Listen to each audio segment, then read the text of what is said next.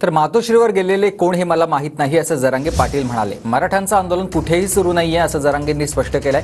मराठ्यांचं आंदोलन बदनाम करण्याचं काम सुरू असल्याची टीका मनोज जरांगे पाटलांनी केली। तर मी मॅनेज होत नाही म्हणून दरेकर अभियान सुरू करतायत अशी टीका दरेकरांवर देखील मनोज जरांगे पाटलांनी केली।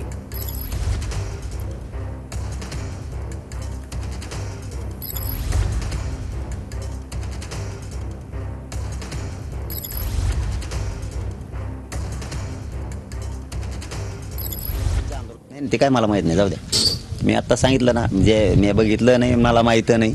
मराठ्यांचं सध्या राज्यात आंदोलन नाही, मला एवढं माहिती आहे। मराठ्यांना मागणी करायचा अधिकार अवश्य आहे, नक्की आहे, त्याच्यात माझं दुमत नाही। पण अभियानात दरेकरांच्या सामील होऊन असेल तर ते आम्हाला मराठ्याला मान्य नाही, कारण मराठ्यांचं सध्या आंदोलन कुठंच राज्यात सुरू नाही।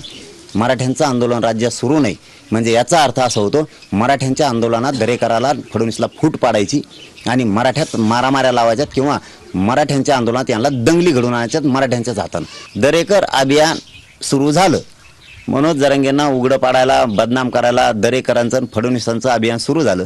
कारण मी त्यांना मॅनेज होत नाही, मी त्यांना फुटत नाही, मी त्यांच्या पैशाला मोजित नाही, त्यांचे पैसे घेत नाही, त्यांचे पद घेत नाही।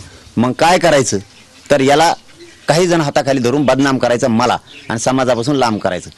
मराठ्याचं आंदोलन सुरू नाही राज्यात, मला एवढं माहिती आहे। बाकीच्या प्रश्नावर उत्तर द्यायला असे किती का बुडबुडे येते नाही, किती का जाते। दरेकर बुडबुडे मराठी टिकून देत नसतात। दरेकरांचे बुडबुडे दरेकरासहित मुठ होणार, दरेकरासहित, आणि दरेकरामुळे फडणवीस बी होणार। देवेंद्र फडणवीसचं टंबळवाजी आणि मग ते एक दिवस शंख हातात घेईन, गुडगुडे हातात घेईन, एक सापाची दुरडी हातात घेईन आणि जे गारुड खेळ मांडीन, वाजाला टांगळांग नांगळांग करीन, हे टंबळ वाजून घेईन, तेपलं बीन त्या फडणवीसचं बी, बस मग शेंगायची तिकडे कवर आहे। दरेकरनी फुल सुपारी घेतली। आता दरेकरनी फुल सुपारी घेतली।